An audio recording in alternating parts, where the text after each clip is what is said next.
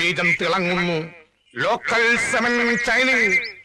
പാവപ്പെട്ടവന്റെ വോട്ട് വാങ്ങി വിജയിച്ച ഒരു സാധാരണ മൃഗത്തിന്റെ അടിസ്ഥാന പ്രശ്നങ്ങൾ പരിഹരിക്കാൻ കഴിയാത്ത ഇവിടുത്തെ എംഎൽഎക്ക് എങ്ങനെ മനുഷ്യരുടെ ക്ഷേമങ്ങൾ നിലനിർത്താൻ സാധിക്കും? സുഹൃത്തുക്കളെ, എനിക്കറിയുമോ എന്ന് നിങ്ങൾക്കറിയില്ല. അങ്ങ് വടക്ക് യുപിയിലും ഗുജറാത്തിലുമെല്ലാം ഗോകുൽ ദൈവങ്ങളാണ് ദൈവങ്ങൾ. അതുകൊണ്ട് ഇനി ഇവിടുത്തെ മൃഗങ്ങളുടെ കണ്ണീര് പോവാനും സ്വാന്തരിപ്പിക്കുവാനും അവരുടെ നീറുന്ന സ്വകാര്യ പ്രശ്നങ്ങൾ പരിഹരിക്കുവാനും ഇവിടുത്തെ ഒരേ ഒരു ശക്തിക്ക് കഴിയൂ. ഇത് ഭരതേട്ടന്റെ വകയാ. ഞാനിപ്പോ നിങ്ങളാളാ. അത് തന്നെയാ തന്നത്. കഴിഞ്ഞ ദിവസം വരെ നീ മറ്റവരുടെ പഠിക്കലായിരുന്നു. അവിടുന്ന് ചവിട്ടി പുറത്താക്കിയപ്പോ ഇപ്പൊ ഇവിടെ ഓന്തിനെ പോലെ നിറം മാറുന്ന നിന്നെ എങ്ങനെ വിശ്വസിക്കാനാടാ തെണ്ടി? അടിയടാ അവനെ. വഴിമാറ്, എനിക്ക് വീട്ടിൽ പോണം. അറിയാവുന്ന എല്ലാ ദൈവങ്ങൾക്ക് നേർന്നിട്ടുണ്ട്. തന്റെ പട്ടിക്കോ പൂച്ചയ്ക്കോ എന്തെങ്കിലും ഒരു അസുഖം പിടിക്കണമെന്ന്. അങ്ങനെയെങ്കിലും തന്നെ ഒന്ന് കാണാൻ കിട്ടുമല്ലോ. താൻ വിചാരിക്കുന്ന പോലെ ഒരു പെണ്ണല്ല ഞാൻ. എനിക്ക് തന്നെ ഇഷ്ടമല്ല. എനിക്ക് തന്നെ ഭയങ്കര ഇഷ്ട. ഒരാളെ ഇഷ്ടപ്പെടാൻ അയാളുടെ അനുവാദം വേണമെന്നില്ലല്ലോ. ഒരപേക്ഷയുണ്ട്. വല്ലപ്പോഴും എന്റെ കൂട്ടുകാരിയെ കാണാൻ കിട്ടുന്ന ഈ സ്വാതന്ത്ര്യം നിങ്ങൾ കാരണം എനിക്ക് ഇല്ലാണ്ടാവരുത്.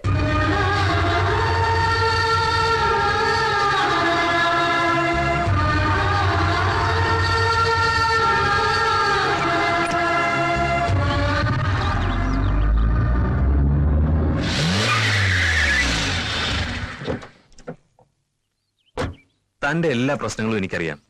അതുകൊണ്ട് രണ്ടും കൽപ്പിച്ചാ ഞാൻ ഇറങ്ങിയിരിക്കുന്നത്. നീയൊന്ന് മൂളിയ ജീവൻ പണയം വെച്ച് നിന്നെ സംരക്ഷിക്കാൻ ഞാൻ ഒരുക്കുക. പേടിക്കണ്ട, പൂർണ്ണ മനസ്സോടെ മതി. അതുവരെ ഞാൻ കാത്തിരിക്കും. പക്ഷെ ഒരു കാര്യം, ഈ നാട്ടിൽ നിന്ന് ഞാൻ തിരിച്ച് ജീവനോടെ പോകുന്നുണ്ടെങ്കിൽ അത് തന്നോടൊപ്പം മാത്രമായിരിക്കും. അതിന് തീർപ്പ് കൽപ്പിക്കേണ്ടത് നീയാണ്, മനസാക്ഷി എന്ന നിന്റെ കോടതി.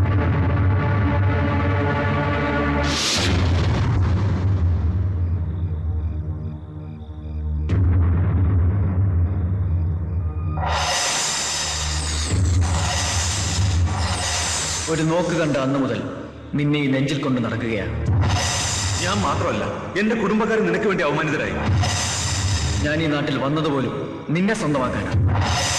ഇപ്പോഴും നട്ടലോടെ നിൽക്കുക നിന്റെ മനസ്സമ്മതത്തിന് വേണ്ടി മാത്രം. എന്നെ വെറുക്കാൻ പറ്റുമോ നിനക്ക്? എന്നെ അകറ്റാൻ പറ്റുമോ നിനക്ക്?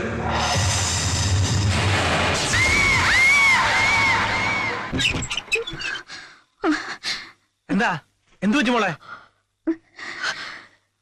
അന്നത്തെ പെണ്ണന്വേഷണവും ബഹളവും കഴിഞ്ഞ പിന്നെ ഇങ്ങനെയാ. കണ്ട തെണ്ടിയൊക്കെ പെണ്ണ് ചോദിച്ച ഒരു അവസരം ഉണ്ടാക്കി കൊടുത്തിട്ടല്ലേ? ഇല്ല, ഒരുത്തിനോർത്ത് നീ ഇനി പേടിക്കേണ്ടി വരില്ല.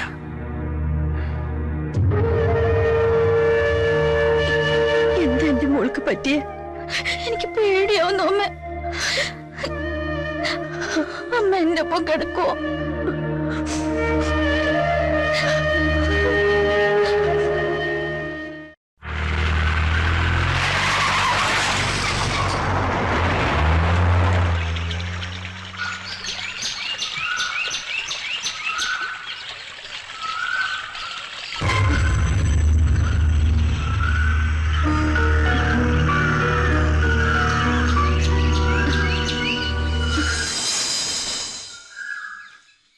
സ്കൂളിൽ നിന്ന് വരട്ടെ, അതിനുശേഷം സംസാരിക്കാം.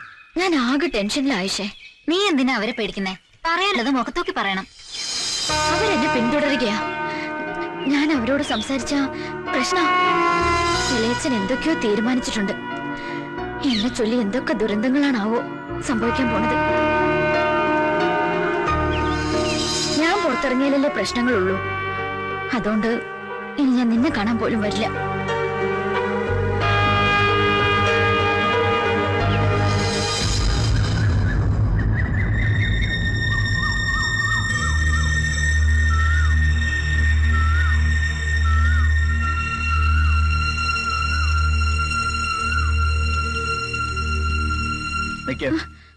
എന്തിനാ എന്നിൽ നിന്ന് ഒഴിഞ്ഞു മാറുന്നത്?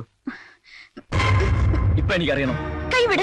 ഇല്ല, അതറിയാതെ ഞാൻ വിടില്ല. ഇതിന്റെ പേരിൽ എന്റെ തല പോയാലും അതറിഞ്ഞേ ഞാൻ വിടുള്ളൂ. അറിയണോ അല്ലേ? ഈ ജന്മത്തില് എനിക്കൊരാളെ മാത്രമേ ഇഷ്ടപ്പെടാൻ പാടുള്ളൂ. ഒരാളെ മാത്രം.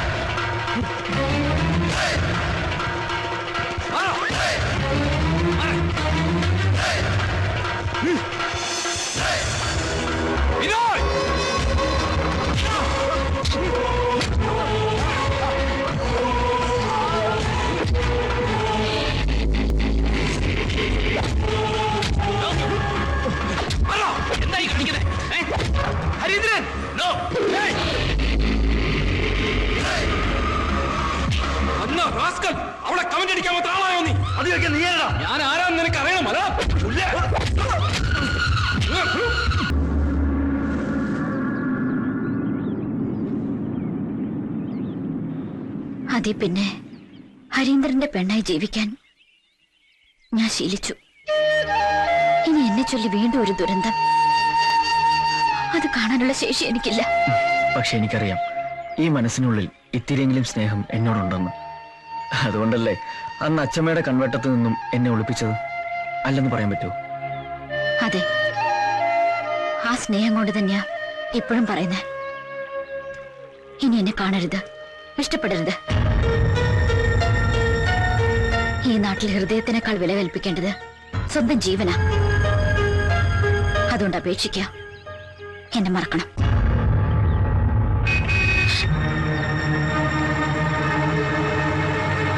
ചെറിയച്ഛന്റെ ആൾക്കാരാ, മാറിക്കോ, അവര് കാണണ്ട. ഞാൻ മാറില്ല. അയ്യോ, അവര് കണ്ട കൊല്ലും. ഞാൻ മാറില്ലെന്ന് പറഞ്ഞു. കേക്ക്.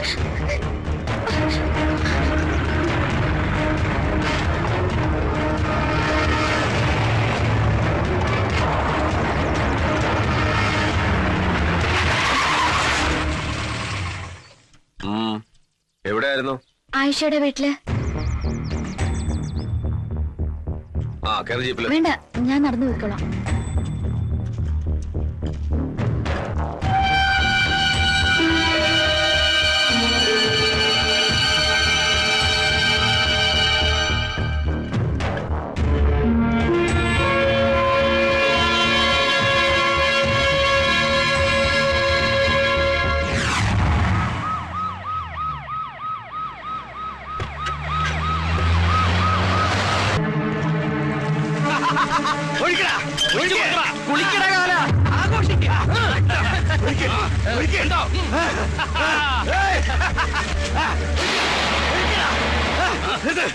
അച്ഛമ്മേ, ആ ഡോക്ടറെ കൈയോടെ കിട്ടി. തീർത്തു, തീർത്തു.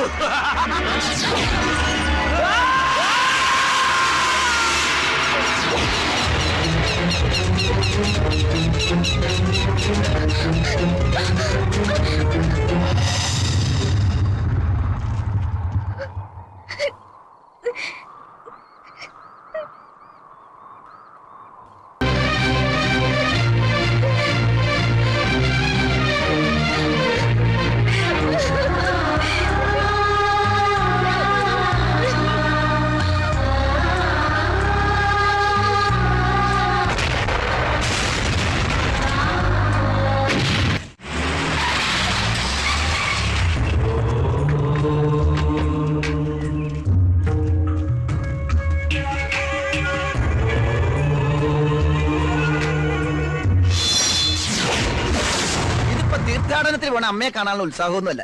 ഇതിൽ വേറെ എന്തോ കൊനിഷ്ടുണ്ട് ഇല്ലേന്ദ്രപ്പ? അതെ. ഹേയ്, ഒന്നുമില്ല. എല്ലാ കൊല്ലവും തീർത്ഥാടനത്തിന് പുറപ്പെടുമ്പോ യാത്ര അയക്കാൻ ഞാൻ ഉണ്ടാവണമെന്ന് അമ്മയ്ക്ക് നിർബന്ധം. പക്ഷെ സാറിന്റെ മുഖത്ത് ഈ സന്തോഷം കാണുമ്പോ എനിക്ക് എന്തൊക്കെയോ സ്മെല്ല് അടിക്കുന്നുണ്ട്. ആ, പിന്നെ ഞാൻ തിരിച്ചു വരുന്നവരെ ഡോക്ടർ സുശീലിനാണ് ചാർജ്. അയ്യോ വേണ്ട, ഈ ജന്മം എനിക്ക് ഡോക്ടർ ആവണ്ട. സസ്പെൻഷൻ പിൻവലിച്ചത് തന്നെ സാറിന്റെ നല്ല മനസ്സ്. ട്രെയിൻ പോകുന്നതിന് മുമ്പ് സാറ് വന്ന് കേറിയട്ടെ. ആ, അപ്പൊ എല്ലാം പറഞ്ഞ പോലെ ഉടനെ തന്നെ ഞാൻ തിരിച്ചെത്തും. ഓക്കെ? ഇനി അവൻ ഈ നാട്ടിൽ എത്തരുത്, കൊന്നേക്കാം.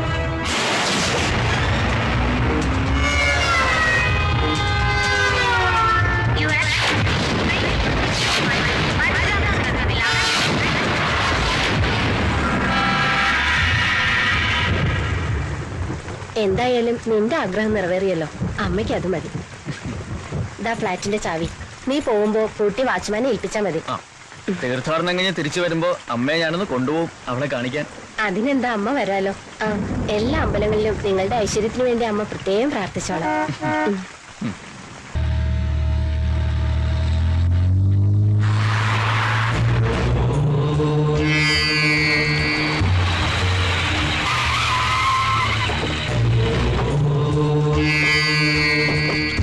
ശ്രമം പാളി അല്ലേ? ജാമ്യത്തിലിറങ്ങിയതും പൂജപ്പുര ജയിൽ വളപ്പിൽ വെച്ച് തന്നെ തീർക്കണമായിരുന്നു. ചെമ്പട്ടിൽ പൊതിഞ്ഞ അവന്റെ ജഡമായിരുന്നു ഈ നാട്ടിലെത്തേണ്ടിയിരുന്നത്. കയ്യിൽ കുടുങ്ങിയതാ, പക്ഷെ അവൻ രക്ഷപ്പെട്ടു. കോറോത്ത് രാഘവന്റെ കുരുതി കോഴിയ. അവൻ അടങ്ങിയിരിക്കില്ല. ഇതിനൊരു തിരിച്ചടി ഉണ്ടാവും, സൂക്ഷിക്കണം. ഹരീന്ദ്രന്റെ ജീവനെന്തെങ്കിലും സംഭവിച്ചിരുന്നെങ്കിൽ ഞാൻ സ്ഥലത്തിലേതായി പോയി. നരനായിക്കൾ അവന്റെ ജീവന് വേണ്ടി കൊലവിളി നടത്തിയപ്പോ എവിടെയായിരുന്നു നീയൊക്കെ? ഇപ്പൊ ഞാൻ ഈ കുപ്പായിട്ട് ഞെളിഞ്ഞേക്കുന്നത് അവൻ ചെയ്ത ത്യാഗ. അന്നാ ശശിധരനെ കൊലക്കുറ്റവൻ ഏറ്റെടുത്തിട്ടില്ലായിരുന്നെങ്കിൽ ഇന്ന് കോറോത്ത് തറവാട്ടിലിരിക്കുന്ന ഒരു എംഎൽഎ ഉണ്ടാവില്ലായിരുന്നു. ഏതവനായാലും നേരിട്ട് വെട്ടിത്താണത്വം കാണിക്കേണ്ടത്, അല്ലാതെ ഇത്തരത്തിൽ ഒളിപ്പോര് നടത്തിയല്ല. ശത്രു വേറെ ആരുമില്ല, അവൻ തന്നെയാ. സ്വന്തം നാട്ടിൽ വെച്ച് ഹരിയന്റെ ഡോമത്തിയെ പോലും സ്പർശിക്കാൻ പറ്റില്ലെന്ന് ഭരതൻ അറിയാം. അതുകൊണ്ട് ആ തെണ്ടി തട്ടകം മാറ്റി ചവിട്ടിയതാ. എന്തായാലും ചേട്ടന്റെ രക്തസാക്ഷിത്വം ഒന്ന് കഴിഞ്ഞോട്ടെ. ചക്കരക്കല്ല് ഇറങ്ങാൻ ആളുണ്ടോ? ടിക്കറ്റ്. ആ പോട്ടെ പോട്ടെ. Hello hello, ticket ticket. ഏത് വകുപ്പില്? ഓഹോ, ഡ്യൂട്ടിയിലിരിക്കുന്ന അനന്തം പോലീസിനോട് വകുപ്പ് ചോദിക്കാൻ മാത്രം ആളായോ താൻ? നാട്ടിൽ നിയമം നടപ്പാക്കാൻ 24 മണിക്കൂറും ഈ ഉടുപ്പും ഇട്ട് ഡ്യൂട്ടി നോക്കുന്ന ഉദ്യോഗസ്ഥനാ. വകുപ്പ് ഞാൻ പറയണോ? ഏത് വകുപ്പായാലും ശരി, യാത്ര ചെയ്യാൻ ടിക്കറ്റ് എടുക്കണം. ചേട്ടാ, തർക്കം വേണ്ട, ഈ ടിക്കറ്റ് ഞാൻ എടുത്തോളാം. വേണ്ട, അനന്തം പോലീസിന് ആളുടെ ഔദാര്യം ആവശ്യമില്ല. ഒരു നിയമപാലകന്റെ അവകാശമായത്. ഞാൻ ഇതിൽ തന്നെ യാത്ര ചെയ്യും. Veterinary doctor? അതെ. എവിടുന്ന്? നാട്ടിൽ നിന്ന് വരിക. സ്റ്റേഷനിൽ ഇറങ്ങിയപ്പോഴാ ഓട്ടോ സ്ട്രൈക്കാണെന്ന് അറിഞ്ഞത്. ഇതല്ലേ വർഗം. ഒരു ഇന്റലിജൻസ് മെസ്സേജ് ഉണ്ട്. ഏത് നിമിഷവും അവൻ ഈ നാട്ടിലെത്തും. എനിക്ക് ബസ് സ്റ്റാൻഡ് ഒന്ന് സെർച്ച് ചെയ്യണം. അങ്ങോട്ട് പോവാ. Message message. Hello hello, Anantham police speaking. എല്ലാ ബസ്സും അരിച്ചു പറക്കണം. പെർമിഷൻ ഇല്ലാതെ ഒരു ബസ്സും സ്റ്റാൻഡിൽ കയറാൻ അനുവദിക്കരുത്. Over over over. അതെ, വട്ട് കേസാ. അയാൾ തെരഞ്ഞെടുക്കുന്നത് സ്വന്തം മോനെ തന്നെയാ. അവൻ ജയിലിൽ നിന്ന് നാട്ടിലെത്തി കഴിഞ്ഞു. ആരാ? ഹരീന്ദ്രൻ. ഞാൻ എത്തിക്കൊണ്ടിരിക്കുകയാണ്.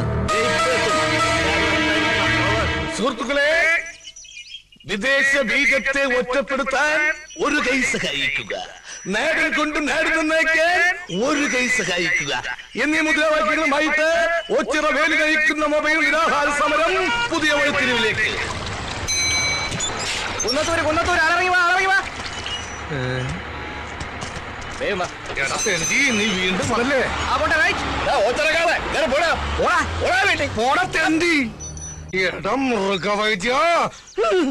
ഇപ്പൊ ഞാൻ പിടിച്ചിരിക്കുന്നത് ഞങ്ങൾ കേന്ദ്രത്തില. ഒന്നുകിൽ നിനക്കൊരു ട്രാൻസ്ഫർ, അല്ലെങ്കിൽ നിന്റെ വീട്ടുകാർക്കൊരു ബോംബ് പൊട്ടിയ ഡെഡ് ബോഡി. ഏത് വേണമെന്ന് നിനക്ക് ഇപ്പൊ തീരുമാനിക്കാം.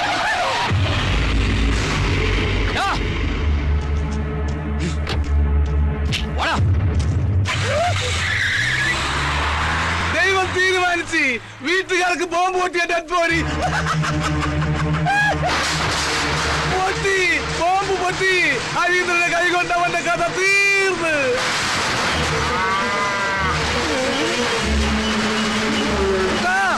കുട്ടാ ഓടല്ലേ.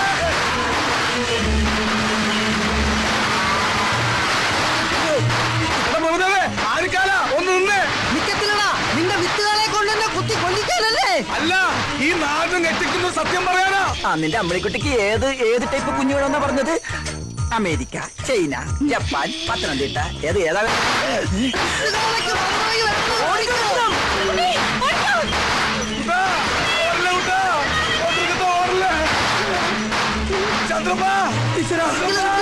എന്നെ കൂടെ കൊണ്ടുപോ. നീ ഓടി വന്ന് വിട്ടോ. വിത്തുകളെ ഉന്നം വെച്ചിരിക്കുന്നത് എത്തമ്മയാടാ. പണ്ടേ അവനൊരു കണ്ണുള്ളതാ. സ്പീഡനെ ഉറപ്പാ. നീ എന്തിനാണ് എത്ര സ്പീഡാ പോകുന്നത്? കാല രത്നമ്മയുടെ പുറകെ പോയി. ബ്രേക്ക് ഞാൻ എപ്പോഴേ പിടിച്ചേനെ. അപ്പം ബ്രേക്ക് ഇല്ലേ? നിർത്ത്. ഇത്ര സ്പീഡിൽ എങ്ങോട്ടേക്കാ? ആ കരിങ്കണ്ണ വേലുവിന്റെ കാള ഇട്ട് ഓടിക്കുവാ. ആണോ? മാറി ബ്രേക്ക് ഇല്ല. വണ്ടി സ്റ്റാൻഡിൽ വെച്ച് സൈക്കിളോട്ട് പഠിക്കാനാ. അയ്യേ, സ്റ്റാൻഡിൽ നിന്ന് ഇറക്കിയില്ലേ?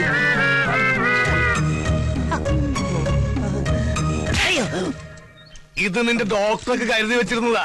അവനത് വാങ്ങാനുള്ള യോഗം ഉണ്ടായിരുന്നില്ല. ആ ഹരീന്ദ്രന്റെ കൈ കൊണ്ടവൻ ചത്ത്. ഇതെന്തിനാ? ഇത് നിനക്കുള്ളതാ. എനിക്കിട്ട് പാര വെച്ചിട്ട് ആ